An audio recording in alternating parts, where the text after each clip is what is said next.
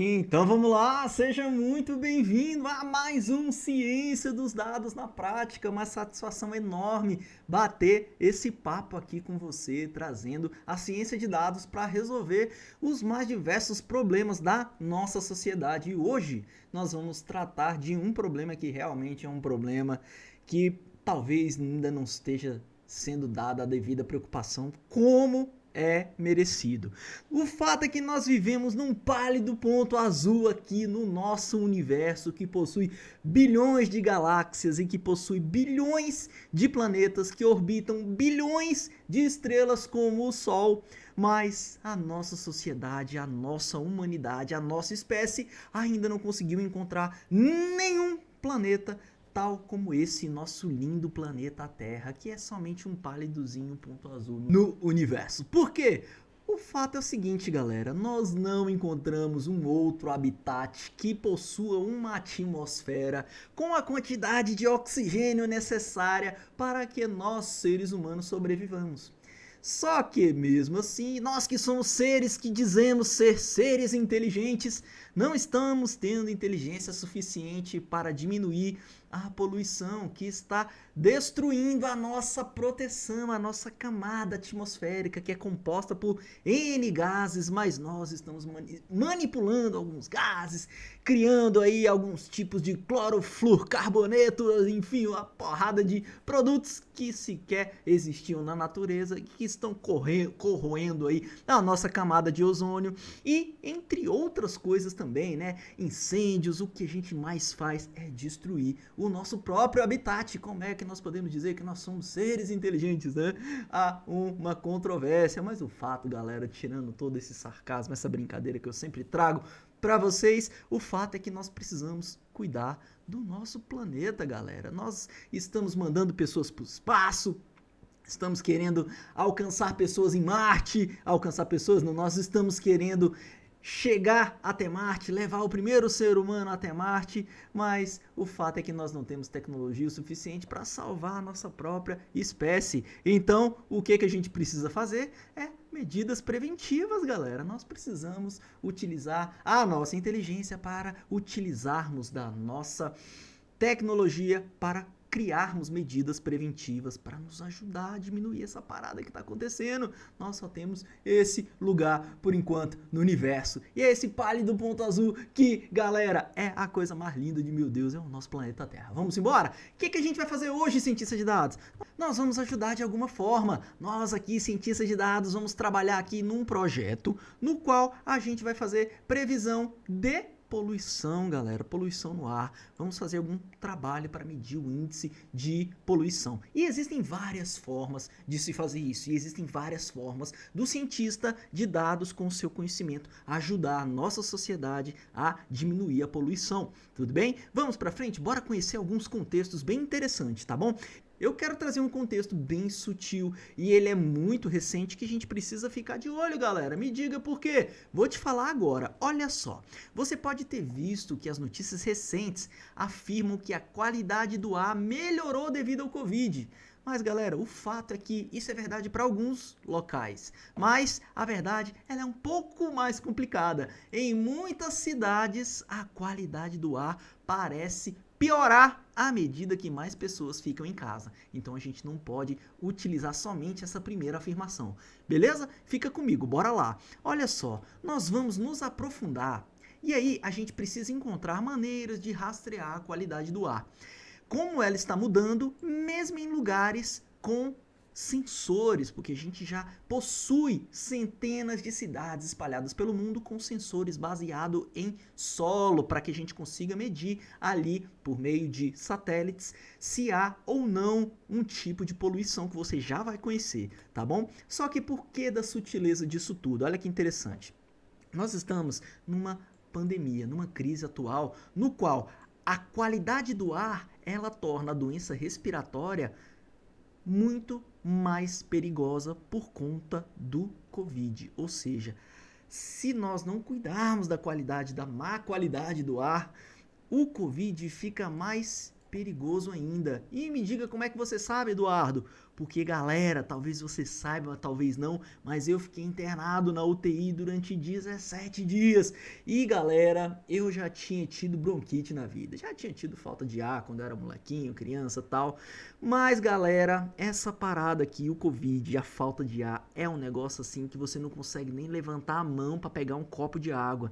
Por quê? Porque a energia que você gasta para levantar a mão e pegar o copo de água te deixa desfalecido, te deixa sem ar, os níveis de saturação caem por conta de um simples movimento. E galera, se a gente pode fazer alguma coisa nesse momento atual, é trabalhar em prol de melhorar essas condições aí, para que a galera que esteja atingida aí com o Covid não sinta tanto as diferenças climáticas aí, não faça com que o seu problema respiratório seja piorado por conta das nossas condições, da nossa atmosfera. Bora trabalhar junto? Então bora.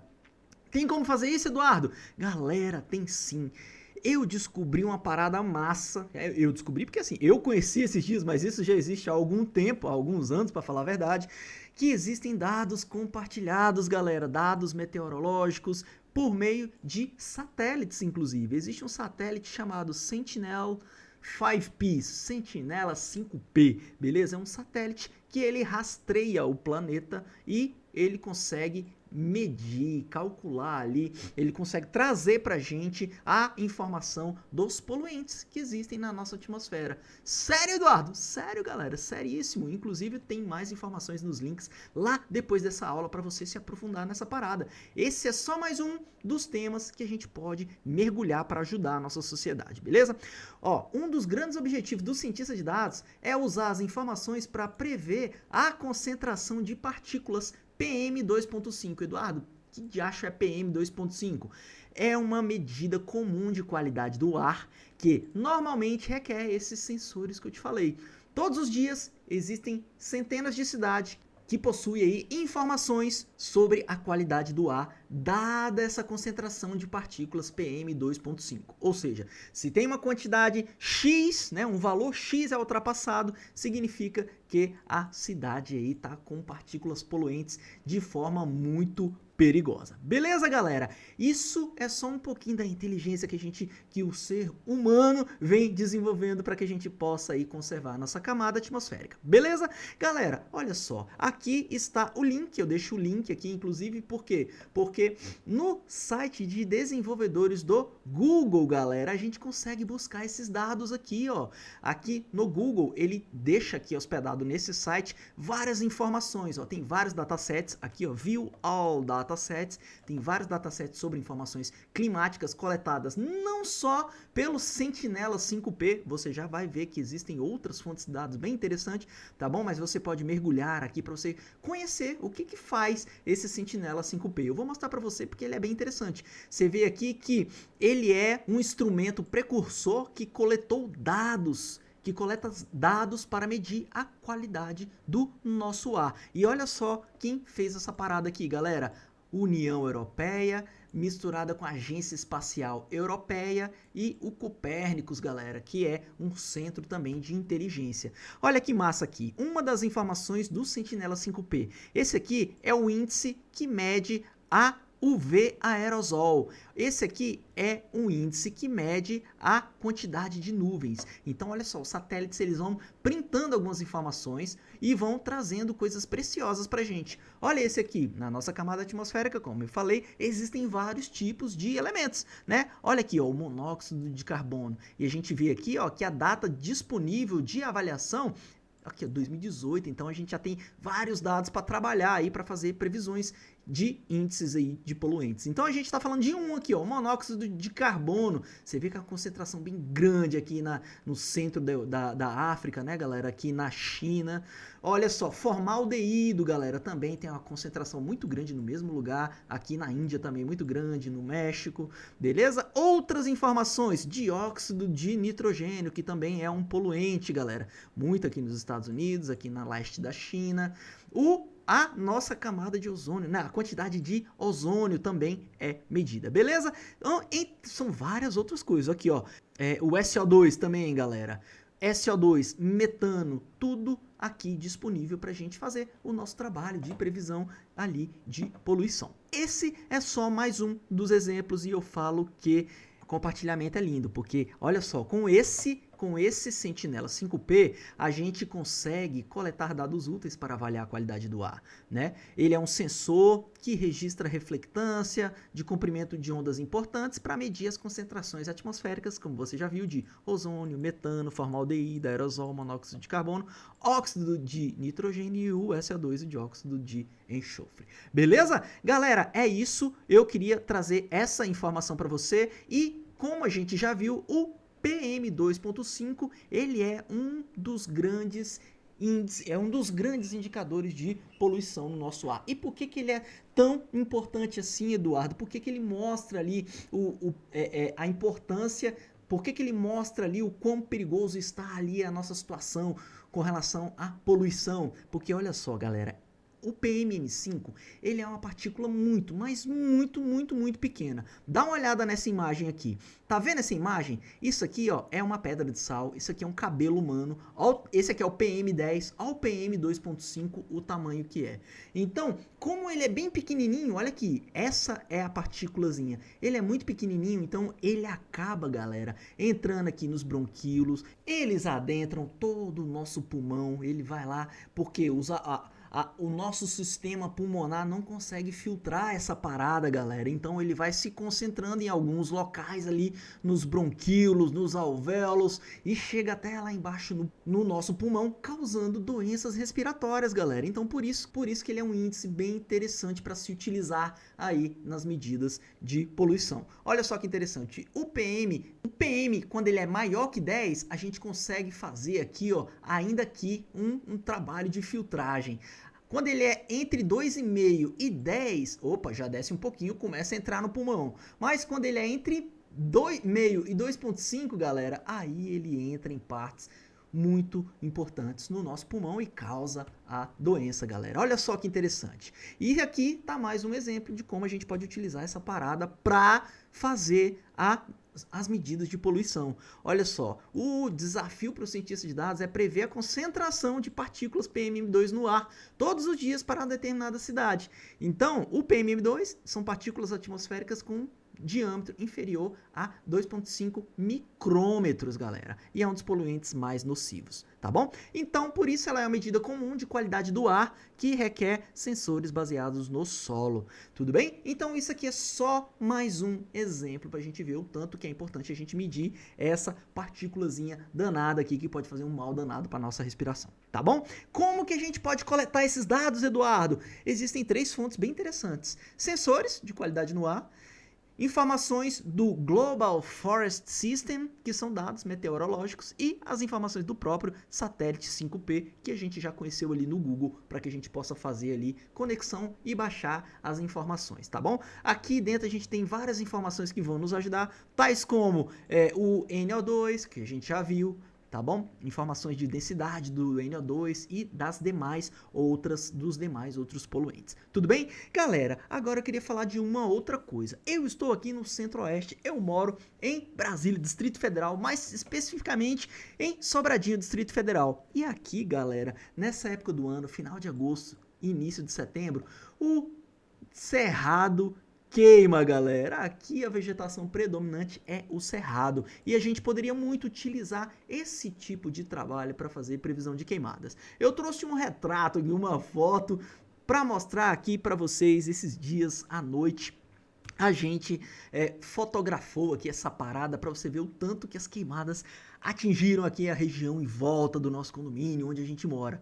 Isso aqui dá para você ver a altura que estava o fogo, galera. Isso aqui são árvores bem grandes que tem no final da rua e as labaredas estavam quase da altura da árvore e você via essa nuvem de fumaça e a própria labareda clareava o céu. Isso aqui foi de noite, galera. Essa foto foi tirada aqui de noite, aqui da nossa rua, para você ver o tanto que o fogo estava alto. E aqui, galera, nós estamos hoje, um dia também de muita queimada e que também estamos aqui, galera, com a qualidade do ar péssima, porque tem muita fumaça. Galera, o cerrado queima naturalmente. Não sei se você sabe, talvez talvez saiba, talvez não, mas o cerrado é a vegetação que pega fogo naturalmente, beleza? Por mais que hajam também atos criminosos, tá bom? Aqui foi uma foto que eu tirei ontem pra vocês pra mostrar o pôr do sol, que tava lindo, né? Olha só que massa conseguir enxergar o sol assim, olho nu, sem filtro nenhum, com a câmera do celular, né? Mas pra mostrar pra você também, olha só como é que tava, isso aqui é um morro lá na frente e olha só como é que tava.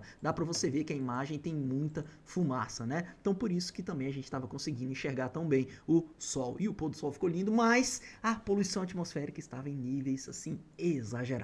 Beleza, galera? Então, tá aqui, trouxe alguns casos para que você aí possa masterizar e possa utilizar-se para criar máquinas preditivas para ajudar a sociedade, ajudar as organizações, ajudar o governo a trabalhar em prol de medidas preventivas para queimadas, por que não, né? Eu não sei se os bombeiros, eu até tenho muitos amigos bombeiros, mas eu não sei se existe um órgão de inteligência aí do bombeiro, inteligência que eu falo assim, de trabalhar medidas, de fazer esse tipo de medidas preventivas, mas aqui poderia utilizar a ciência de dados para trabalhar medidas preventivas, fazer coleta de dados para se descobrir, né? A gente não tem como prever o futuro, mas a gente tem como medir o risco para que a gente possa mitigar o risco. Beleza? Tamo junto? Simbora, cientista de dados. Qual vai ser o nosso problema de dados, então?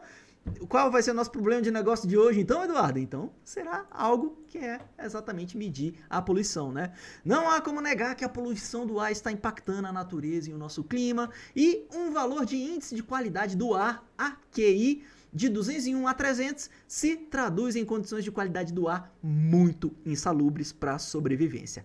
Altos níveis de preocupação com a nossa saúde. Você vê aqui nesse quadro abaixo, de 200 a 300 já é ruim, tá bom? Aqui, ó, muito, e aqui perigosíssimo, tá bom?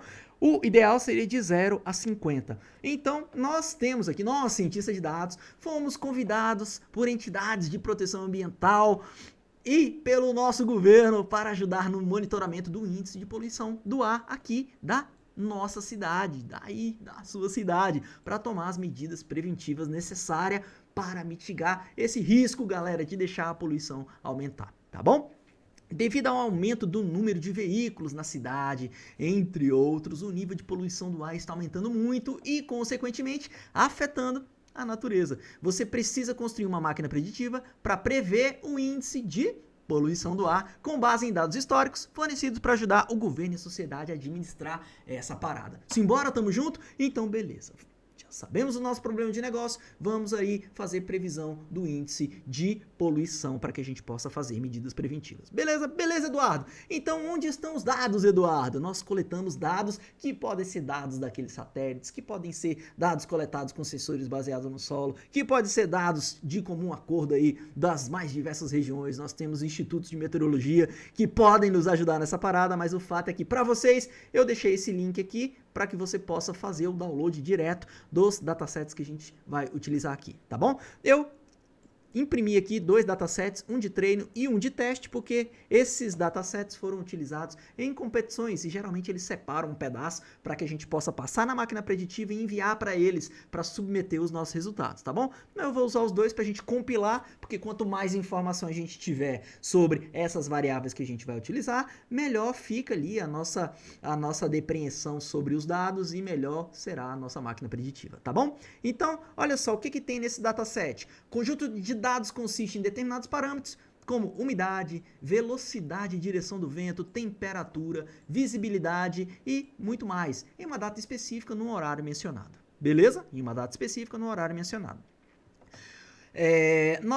Quais são os benefícios de fazer essa parada, Eduardo? Ó, a gente vai aplicar nossas habilidades de aprendizado de máquina, a gente vai construir uma máquina preditiva que pode prever o índice de poluição do ar, né? Ou seja, vamos ver se esse índice é um valor ou se é uma categoria para que a gente possa utilizar ali a máquina preditiva correta, né? Se é uma máquina de regressão, uma máquina de classificação, tudo bem? Por quê? Porque a gente está utilizando dados históricos, tá bom?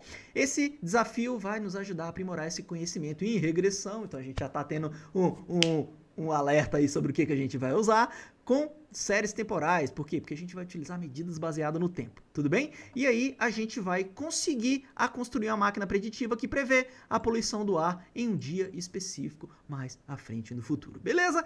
Tudo jóia? Então vamos lá, bora analisar um pouco esses dados. Vou importar aqui alguns pacotes, tais como Pandas, NumPy e o Matplotlib para a gente fazer o nosso trabalho. Hoje eu vou fazer a importação dos pacotes aqui em cada etapa para ver se facilita para você no entendimento. Simbora? Vou importar aqui os pacotes, os datasets, lembre-se, eu vou deixar disponível para você, mas eu já fiz o upload aqui no Google Colab. Estamos utilizando essa IDE aqui, esse ambiente de desenvolvimento do Google Colab, e vou fazer aqui a importação desses dados. Então, nós temos aqui uma base de treino, uma base de teste.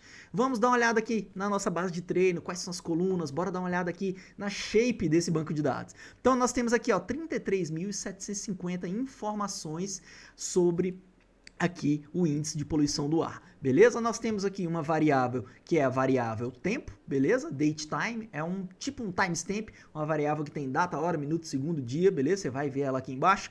Temos aqui algumas outras variáveis, se é feriado, umidade, velocidade do vento, direção do vento, a visibilidade, temperatura, chove, nuvens, enfim, os tipos e o nosso target, que é esse Air Pollution Index, tá bom? Esse é o target que vai mostrar aqui pra gente o valor do índice de poluição que está nessa faixa aqui que a gente acabou de conhecer, beleza? A gente já vai dar uma olhadinha nele aqui e você vai ver que ele está mais ou menos ali naquela faixa, tá bom?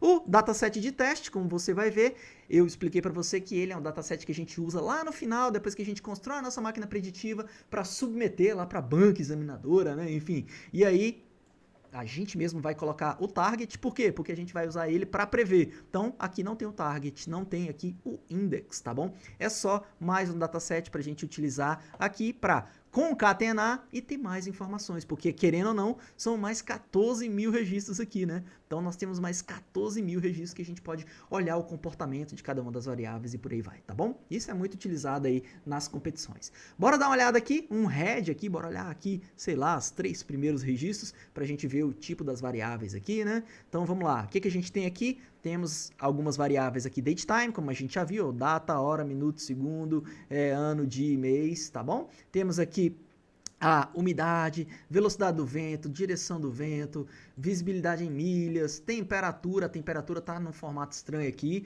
deve estar em Kelvin. A gente vai fazer um trabalho aqui embaixo, que eu já olhei para você, beleza? E aqui o weather type, aqui deve estar nublado, né? Clouds. O índice de poluição do ar, como a gente já vê aqui, que é um número, um valor numérico.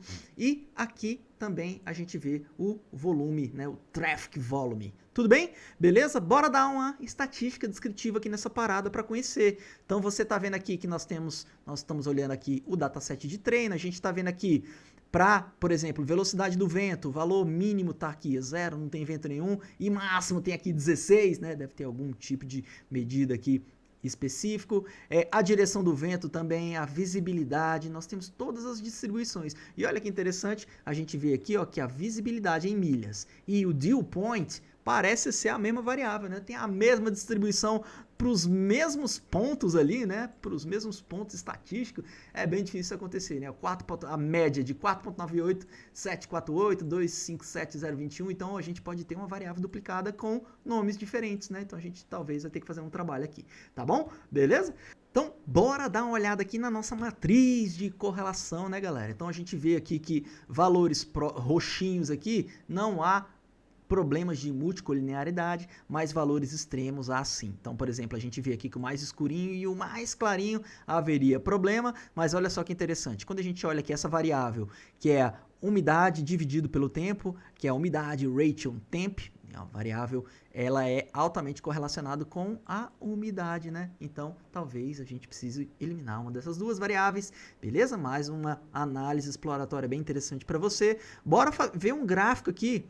Bora ver um gráfico aqui agora, bora criar um box plot para dar uma olhada aqui na variável clouds all. Bora ver como é que está a distribuição. Então, olha só, aqui 100% deve ser, né, totalmente encoberto de nuvens, né? Aqui a média e mediana geralmente 60% ali de nuvens e uma quantidade muito grande entre 0 e 60%. É onde se concentra a maioria ali das medidas de de tempo, né, para olhar o tempo para saber se tem muitas nuvens, beleza? Uma outra variável que a gente vai olhar aqui agora, vamos ver o box plot exatamente do índice de poluição no ar. Você vê que ela é levemente diferente, mas a gente vê que o valor máximo aqui não é os 500 que estava na tabela em cima, mas a gente já pega o valor de 300, você vê que a média mediana fica aqui nos 150, tá muito bem distribuído aqui o índice de poluição do ar, que é o nosso target, beleza?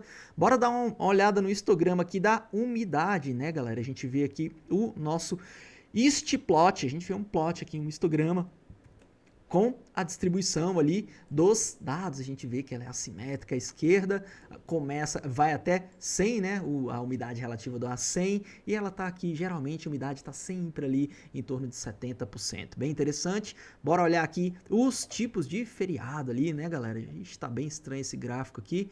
Bora ver se a gente melhora ele. Bora dar uma olhada aqui se eu consigo fazer um count plot. Deixa eu subir aqui para eu dar uma olhada para ver a contagem. Então, bora ver a contagem, que o gráfico não ficou legal. A gente vai ver aqui que a ausência de feriados, né? Geralmente aqui a maioria dos dias não é feriado, né? Mas a gente tem aqui, ó, Christmas Day, Ano Novo, então vários tipos de feriados aqui. Deve ter 2, 3, 4, 5, 6, 7, 8, 9, 10, 11 feriados aqui disponíveis, beleza? A maioria dos dias não são feriados, isso é normal, beleza? Aqui, vamos dar uma olhada aqui no plot da velocidade do vento também, a maioria do tempo ali tá ali, o vento ali, volta de 2 a 4 velocidade do vento, beleza, galera?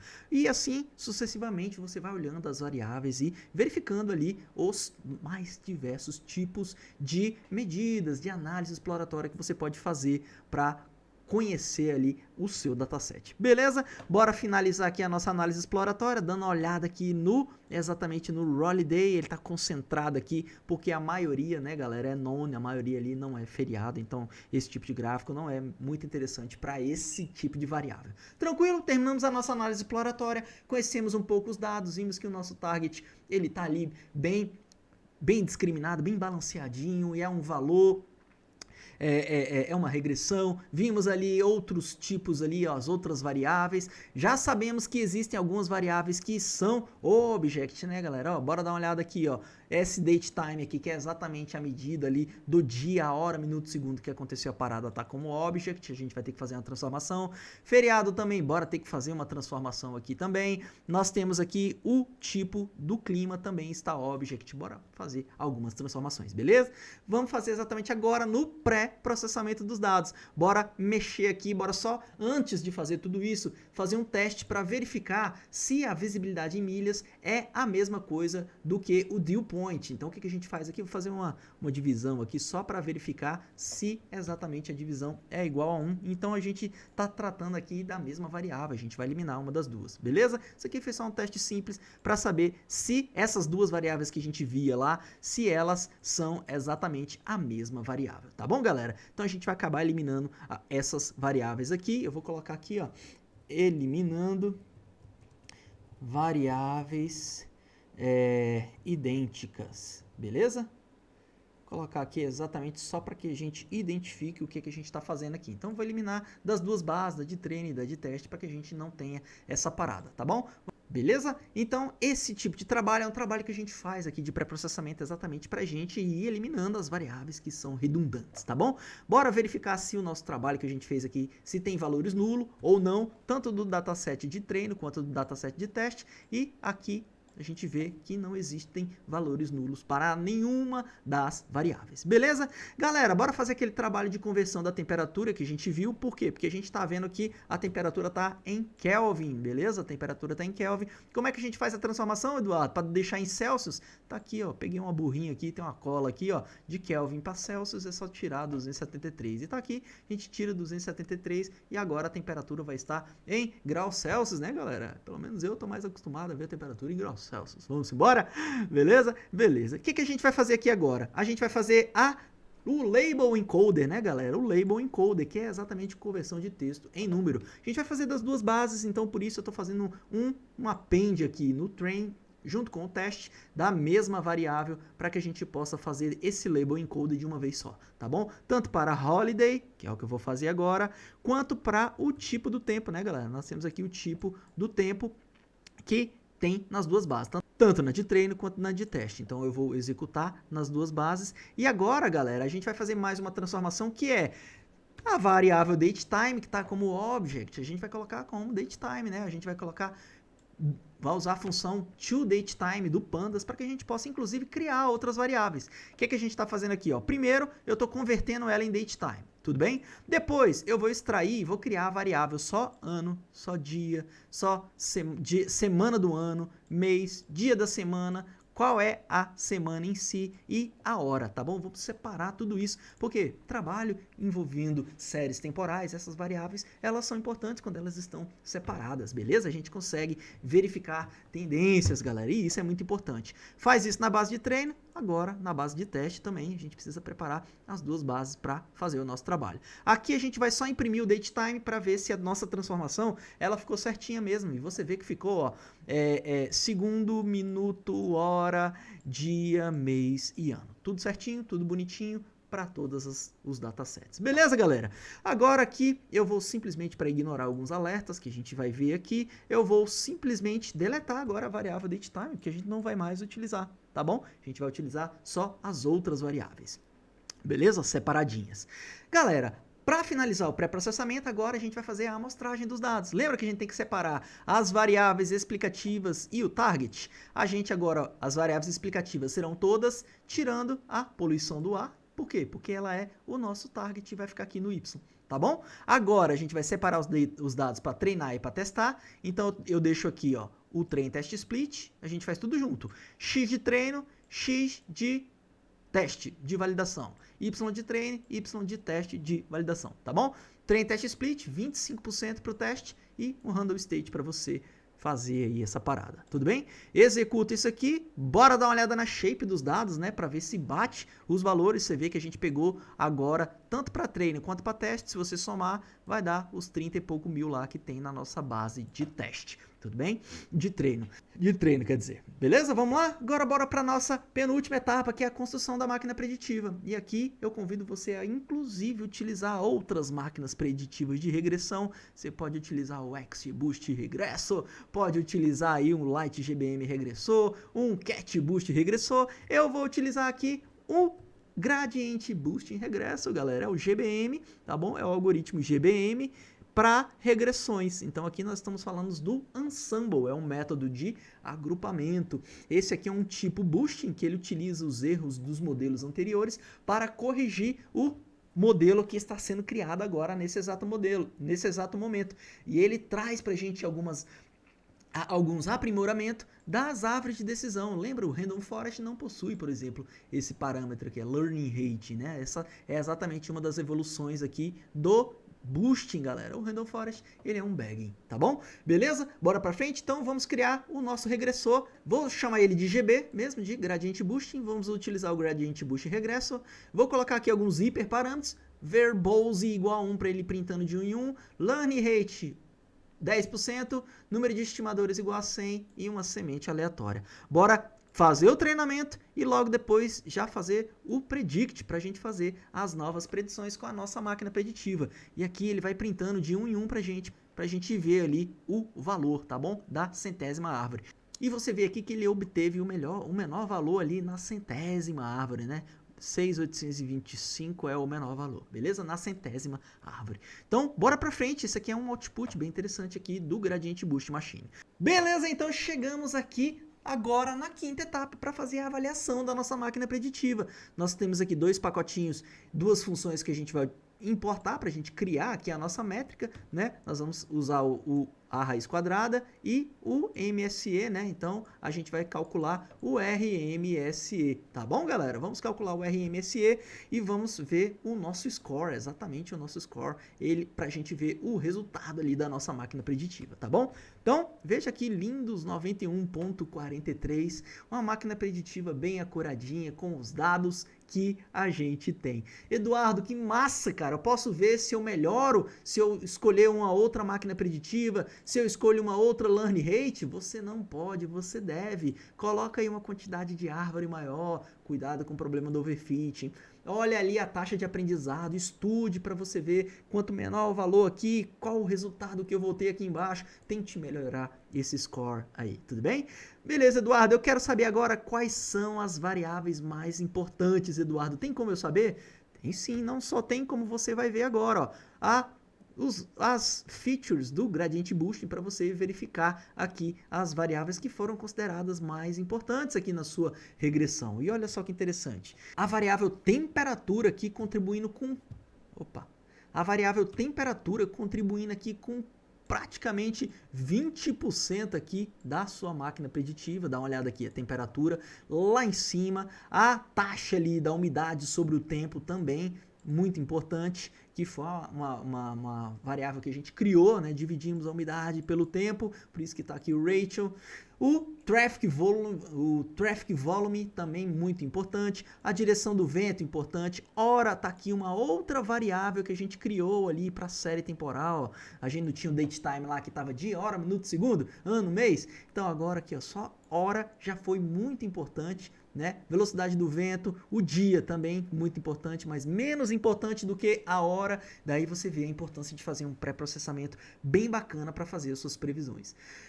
Ufa, Eduardo, que massa, cara! Finalmente terminamos aqui, construímos uma máquina preditiva, cara, para prever os índices de poluição no ar. Agora você pode utilizar aí esse skill para você ajudar a nossa sociedade. Beleza? Eduardo, bora fazer um resumão, porque hoje a gente aprendeu coisa pra caramba, cara. Aprendemos mesmo, vambora. A gente aprendeu a criar a máquina preditiva que prevê índice de poluição atmosférico. A gente aprendeu aqui mais um case da família Ensemble, que é o Gradient Boosting.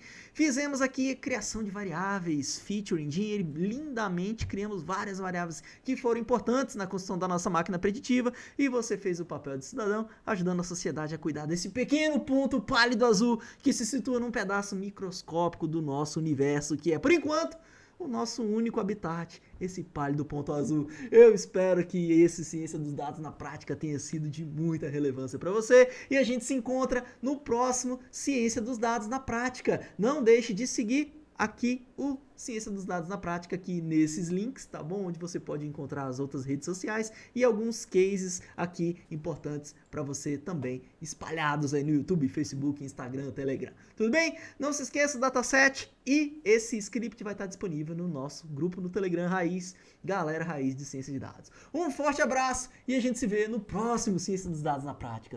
Tchau, tchau!